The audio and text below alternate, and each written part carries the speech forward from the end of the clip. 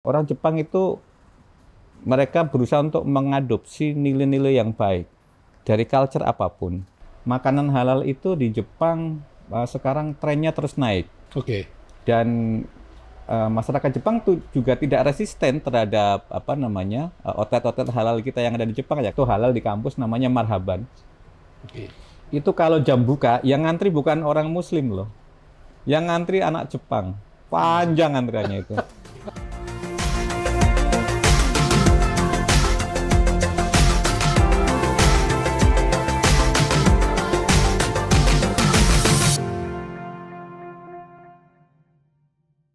Like, comment, and share video ini ya teman-teman. Dan jangan lupa subscribe channel ini, karena akan ada banyak video menarik ke depannya.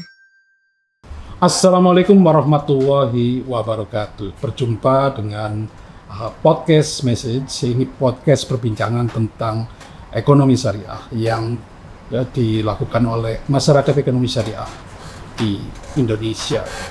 Perbincangan-perbincangan terkait ekosistem perekonomian syariah akan menjadi bahasan kita kali ini.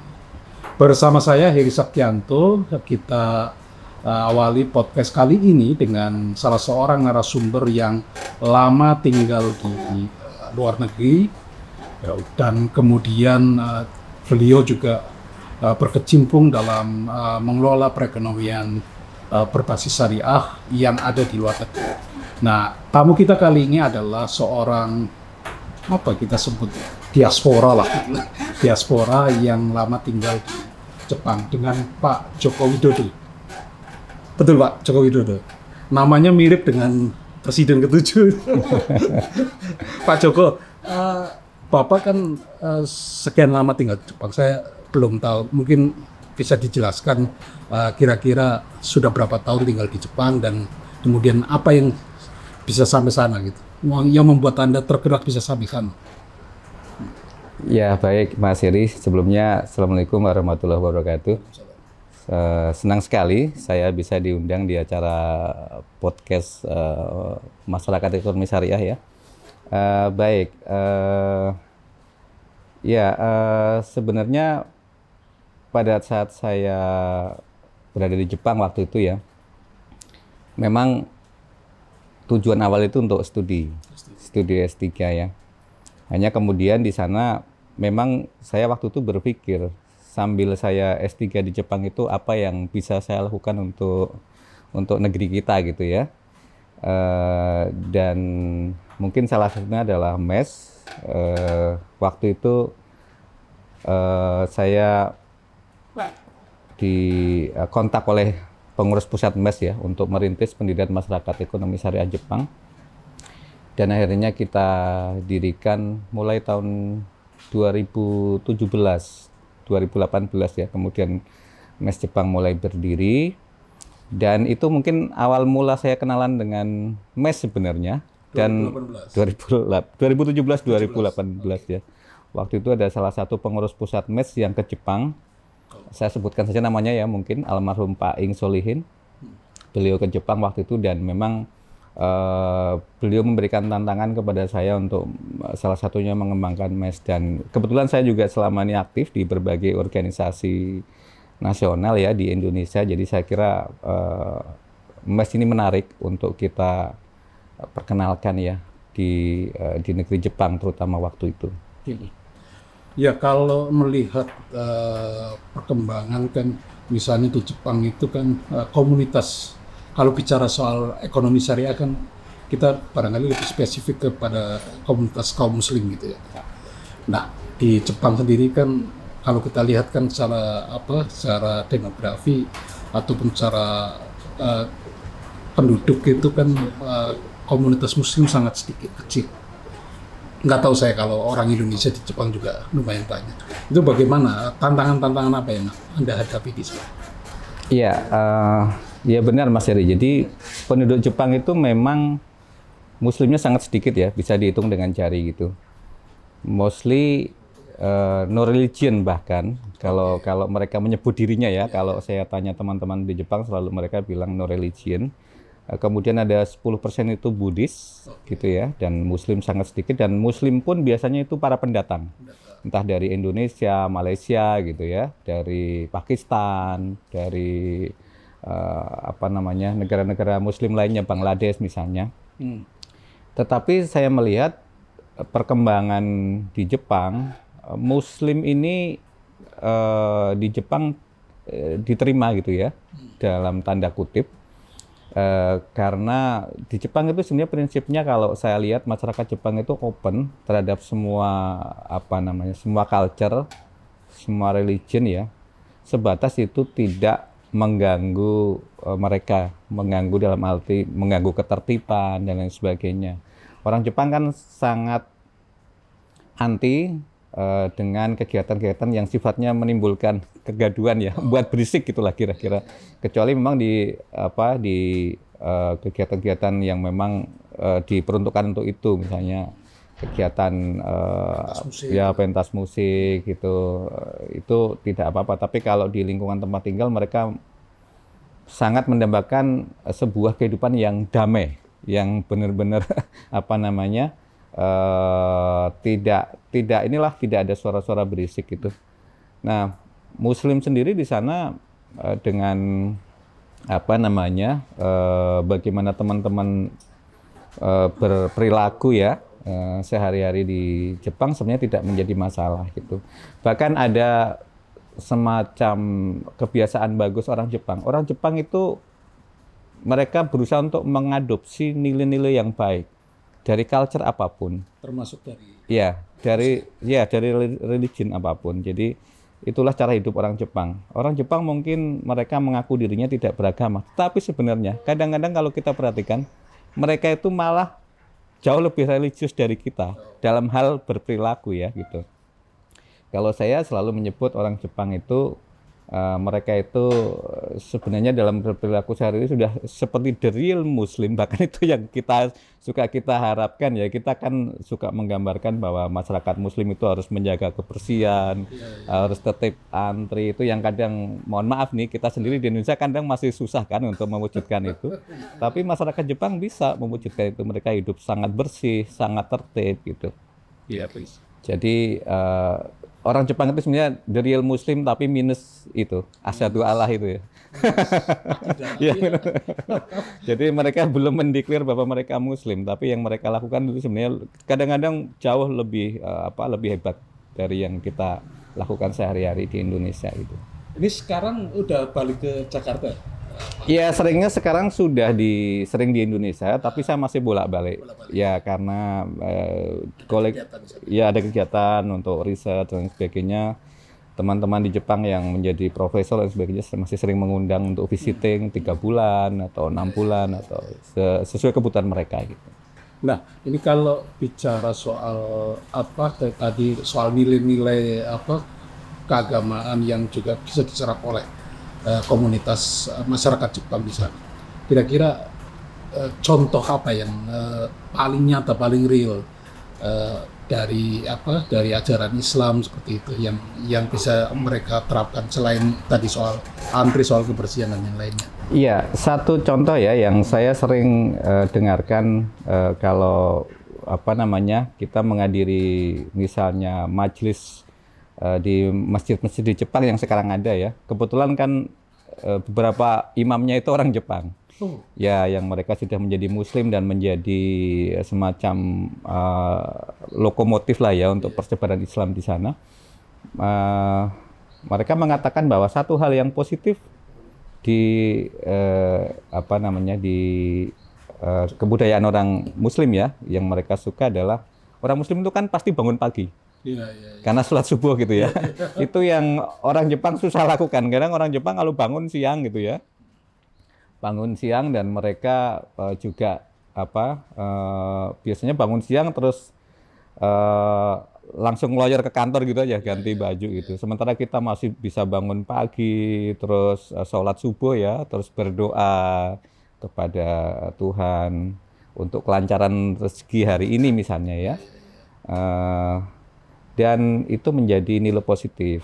Kemudian ada satu lagi yang saya tangkap, saya punya teman orang Jepang, beliau itu penyanyi religion dan religion Muslim, lagu-lagu Muslim religi lah kalau di kita ya. Itu kebetulan sekarang beliau aktif di MES juga, MES Jepang. Itu orang Jepang.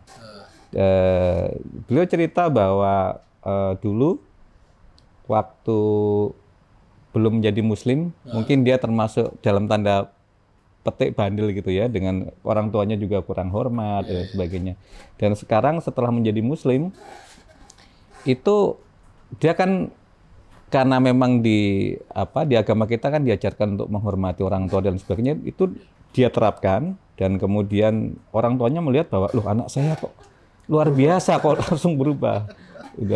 Terus udah gitu kan di Muslim ada ini ya, yang pasti mabuk-mabukan kan nggak ada lagi. Sementara di Jepang itu yang namanya sudah jadi budaya. Budaya itu minum alkohol dan sebagainya, itu kan biasa bagi mereka, bukan hal yang aneh. Dan itu orang tuanya surprise ya, dalam tanda petik, orang tuanya kagum. Kemudian dia juga orang tuanya berusaha mencari tahu, ini sebenarnya kenapa anak saya jadi begini gitu ya. Memang pada saat menjadi Muslim tentu dia izin ke orang tuanya, dan di Jepang sebenarnya nggak ada masalah kalau misalnya kita akan orang Jepang akan menjadi Muslim ya akan memilih, karena orang Jepang memang biasanya tidak berusaha untuk mempengaruhi masa depan anaknya. Biasanya anak-anak diberi kemerdekaan gitu, keluasaan. Dan setelah orang tuanya tahu bahwa itu karena sekarang anaknya sudah menjadi Muslim, dan istilahnya dia melihat dari pandangan dia bahwa anaknya ini semakin baik dan semakin baik ya, terutama dalam hal sikap dan sebagainya. Kemudian bahkan orang tuanya sekarang ikut masuk Islam, gitu. Menjadi Muslim. Jadi itu contoh yang memang baik. Tapi kan kalau kita bicara ekonomi syariah, ini sebenarnya bukan hanya menjadi hegemoni kaum Muslim saja. Yeah. Nah, kalau di Jepang ini kan karena komunitas Muslim masih relatif sedikit, misalnya orang Indonesia pun belum tentu semuanya yang ke sana Muslim semua gitu kan. Nah, itu bagaimana kemudian apa yang sudah dilakukan kira-kira di sana? Ya, yang saya lihat ya, berdasarkan pengalaman saya selama saya tinggal di sana sampai saat ini ya, saya juga masih berinteraksi dengan teman-teman. Di Jepang itu perkembangan Muslim cukup baik, dan satu aktivitas yang akhirnya banyak dilakukan oleh umat Muslim di Jepang itu memang mengembangkan sarana ibadah. Membuat masjid. Dulunya masjid di Jepang hanya ada 2 gitu, sekarang sudah ratusan, dan terus berkembang sampai saat ini. Dan menariknya dari pembangunan masjid yang ada itu selalu ada andil umat Muslim di Indonesia. Jadi biasanya kalau pembangunan masjid di Jepang itu kan crowdfunding ya. Itu biasanya pada akhirnya nanti 80% sampai 90% crowdfunding bisa jadi dari Indonesia. Karena memang masyarakat Indonesia itu kalau ada kesempatan untuk menyumbang apalagi pendirian tempat ibadah ya, itu sangat antusias. Guyup. Dan itu sangat dipahami oleh komunitas Muslim di Jepang, bahkan oleh yang non Indonesia ya. Mereka menganggap potensi untuk crowdfunding, terutama untuk kegiatan Muslim, pembangunan rumah ibadah itu pasti umat Muslim Indonesia antusias. Dan sudah banyak masjid didirikan yang penyumbangnya orang Indonesia di sana gitu. Tapi saya pengen menggali asal muasal Anda, kemudian ini tadi di bincang-bincang sebelumnya sering menyebut Jokosan gitu. Karena memang panggilan ya Pak kalau di sana. Nah, kalau boleh saya panggil Jokosan ini asalnya dari mana? Baik. Baik Mas. Saya itu orang Jawa ya. Ya, leluhur saya dari Kulon Progo, Jogja. Kemudian setelah itu orang tua pindah ke Kebumen menjadi guru ya. Dan pendidikan saya juga akhirnya mengikuti keberadaan orang tua saya. Saya SD SMP di Kebumen. Semuanya pendidikan umum, bukan pendidikan agama. Umum. Spesifik. Semua umum. SD negeri lah ya, SD negeri, SMP negeri gitu. Kemudian SMA saya di Jogja, itu juga SMA negeri. Kemudian setelah itu saya kuliah di UGM, kampus negeri juga kan. Terus kemudian S1 saya ya. Kemudian S2 di Universitas Indonesia, itu juga negeri kan. Nah di Jepang juga, akhirnya saya di Chiba University, itu kampus negeri juga di sana gitu. Jadi memang Dan semua pendidikannya tidak ada keterkaitan dengan isu-isu soal syariah. Tidak ada. Tidak ada. Tidak ada. Ini yang menarik. Ini yang menarik. Jadi barangkali orang kemudian pindah semacam pindah medium untuk kemudian mengelola perekonomian syariah, karena Pak Joko ini kan yang kita tahu juga sangat aktif maksudnya di kegiatan-kegiatan sebagai pengurus khusus sana ya, PWK ya. Ya baik Mas Heri. Jadi tadi sudah dijelaskan ya bahwa latar belakang background saya memang bukan sekolah Islam ya. Saya sekolah dari SD sampai S3 pun di jurusan yang tidak spesifik tentang ekonomi syariah. Tapi mungkin satu-satunya modal saya sebenarnya karena ibu saya guru agama. Mungkin salah satu itu. Minimal saya belajar dari beliau gitu ya. Terus kemudian memang kalau di sisi ekonomi saya termasuk orang yang sangat concern terhadap isu-isu ekonomi ya.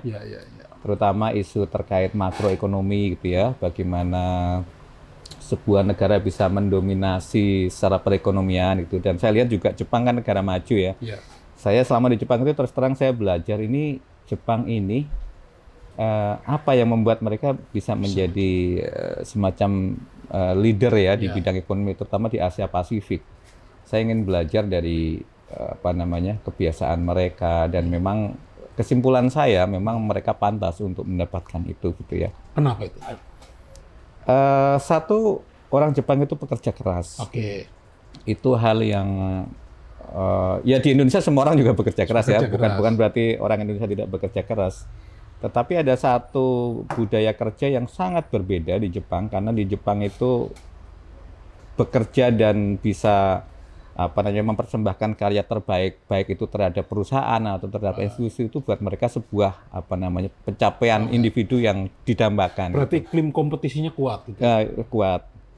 Terus kedua, ada habit atau kebiasaan yang menurut saya itu mendukung mereka, adalah mereka tidak banyak bicara. Orang Jepang itu diam. Bahkan kalau di kantor itu di Jepang itu ada sebuah company yang menerapkan selama bekerja tidak boleh membuka mulut. Oh ya? Iya. Jadi mereka kalau bicara itu, kalau kerja benar-benar diam, ngadep. Misalnya kerja di bidang ini ya, back officer, terus dia memegang komputer ya dia fokus saja dengan pekerjaannya. Tidak banyak tengok-tengok, fokus aja, diam. Kalaupun mereka nanti bicara dengan koleganya mau tanya apa, biasanya bisik-bisik. Tidak akan membuat noise gitu. Dengan demikian saya berkesimpulan bahwa maklum saja kalau mereka produktivitas menjadi sangat tinggi, karena seluruh energi yang tadinya untuk membuka mulut kan dihentikan ya, mereka salurkan untuk tangan, untuk kaki. Berkebalikan dengan Indonesia. Berkebalikan. Orang kita kan senang bersosialisasi, senang saling berinteraksi, bercakap-cakap gitu. Itu yang berbeda. Ya mungkin nilainya yang berbeda. Nilainya berbeda. Kemudian yang ketiga mungkin disiplin gitu ya. Disiplin. Kemudian yang keempat itu orang Jepang itu sangat malu kalau pulang kantor on time. Karena begitu pulang kantor on time, istrinya akan menganggap dia tidak berguna di kantornya. Jadi orang Jepang yang berguna di kantornya adalah yang pulangnya malam. Jam 12 malam gitu ya, jam 1 malam gitu. Itu juga salah satu culture yang mungkin itu ya menjadi pendorong atau salah satu faktor kenapa orang Jepang jadi lebih produktif gitu. Dan lainnya masih banyak lagi sebenarnya kalau mau diceritakan gitu ya. Jadi artinya sebenarnya banyak nilai-nilai nilai-nilai Islam yang di situ ya, yang kalau bisa dikaitkan juga dengan culture Jepang itu kan. Ya soal pekerja keras, soal bagaimana kita bertarung sebagai pejuang. Memang di situ dalam hal itu saya berkesimpulan itu tadi kan sudah saya sampaikan ya, orang Jepang itu sebenarnya yang mereka lakukan itu sudah seperti orang Muslim yang ideal. Tapi ya minusnya mereka karena bukan Muslim ya, mereka mungkin masih makan minum yang nggak halal misalnya gitu. Nanti barangkali kalau kita ke Jepang bisa punya gambaran gambaran secara nyata. Nah, ini kan cerita dari Pak Joko soal komunitas masyarakat Jepang di sana. Nah, ini saya ke soal bagaimana menggerakkan perekonomian syariah di sana dengan komunitas Muslim yang kecil itu, terutama di orang-orang Indonesia itu. Seperti apa, Pak Joko? Iya, kalau mungkin saya mulai dulu dengan konsep syariah gitu ya. Oke. Jadi kalau dalam pemahaman saya, meskipun terus terang kan tadi sudah dijelaskan ya, karena background saya itu tidak ada background umum. Jadi saya sebenarnya belajar ekonomi syariah itu masih terus belajar sampai sekarang. Dan yang saya pahami sebenarnya konsep ekonomi syariah itu, syariah sendiri kan saya pahami sebagai berbagi ya. Jadi konsep syariah itu adalah konsep ekonomi yang artinya kita berbagi ke yang lain. Berbagi itu artinya gini, kita mungkin kenal konsep seperti green economy ya, di mana di dalam green economy itu kan resiko itu kalau bisa nggak dibebankan keluar gitu kan.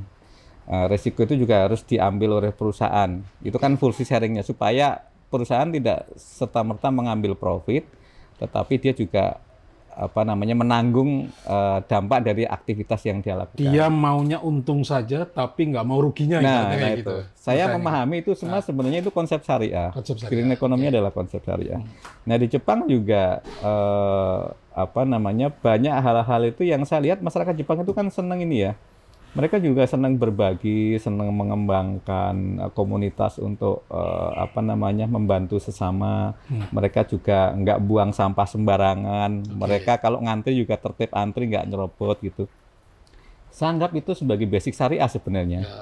Nah, sehingga pada saat saya memahami seperti itu, kemudian saya berpikir bahwa sebenarnya tidak susah untuk mengenalkan konsep syariah di Jepang. Tidak ada kendala. Di samping masyarakat Jepang sendiri yang memang terbuka terhadap nilai-nilai. Itu juga salah satu modal kedua ya yang menjadi menarik gitu. Nah, sehingga pada saat waktu itu saya mengambil pilihan untuk ikut membantu mengenalkan syariah di Jepang, apalagi komunitas Muslim juga mulai berkembang di sana ya. Akhirnya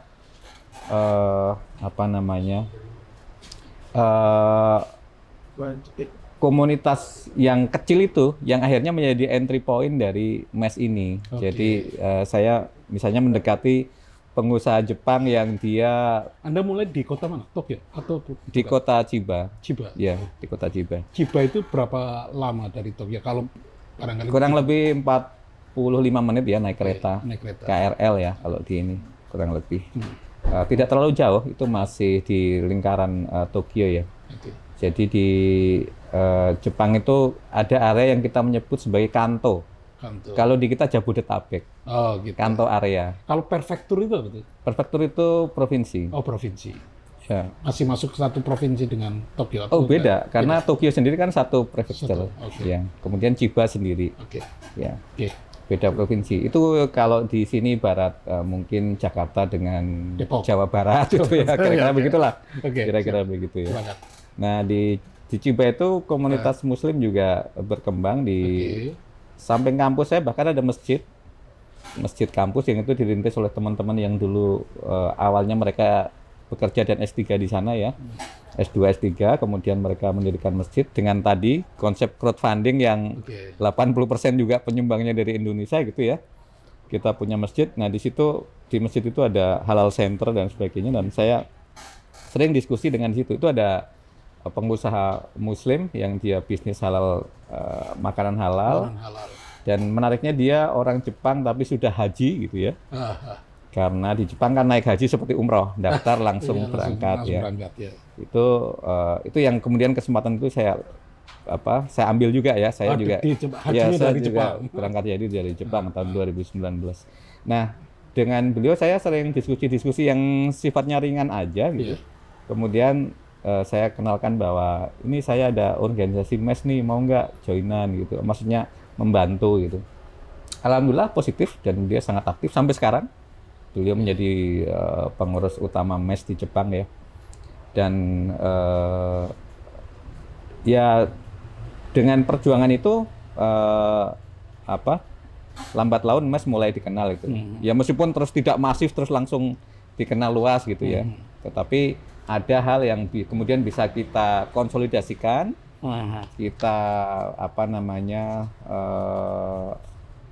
konsolidasikan untuk bisa meningkatkan hubungan ekonomi lah dengan Indonesia gitu. Iya, iya.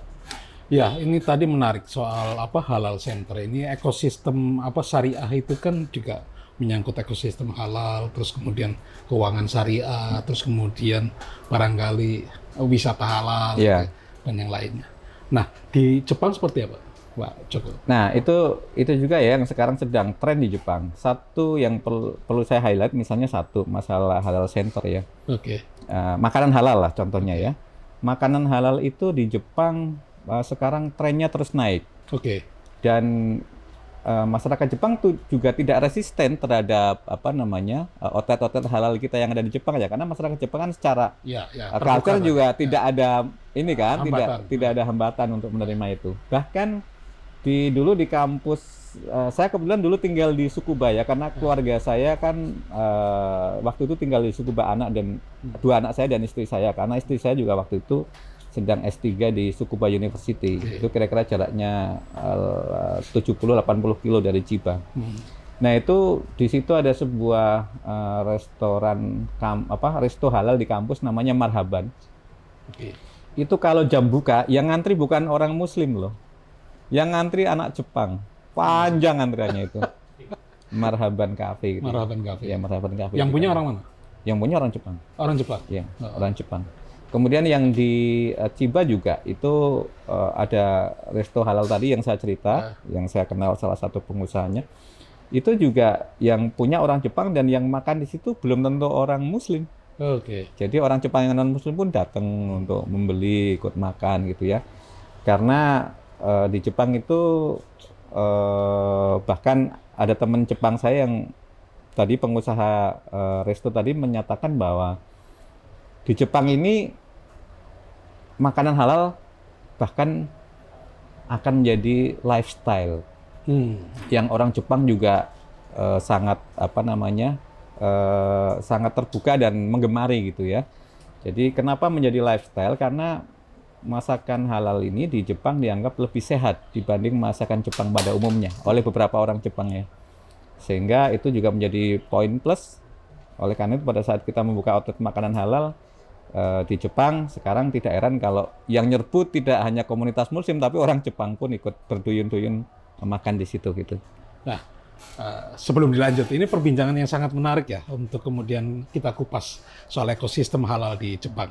Nah, ini perbincangan tentang tentang tren wisata halal, terus kemudian keuangan syariah, dan satu lagi soal ekosistem halal, makanan halal di Jepang akan menjadi perbincangan kita berikutnya dalam podcast kali ini. Di Jepang itu kalau kita nabung kan hampir nggak ada bunga ya, karena bahkan minus, bunganya itu bisa 0,25 benar, 0,25 ya, persen. Di Jepang itu menabung bukan sesuatu yang menarik untuk dalam hal misalnya kita ingin dapat benefit dari manfaat dari menabung itu ya. Terus misalnya mangga masuk ke Jepang, itu satu hal yang biasanya menjadi isu itu lalat buah. Oke. Ya, itu misalnya kita ngirim 10 kontainer, ada satu lalat aja terbang dari satu kontainer. Reject itu 10 kontainer gitu.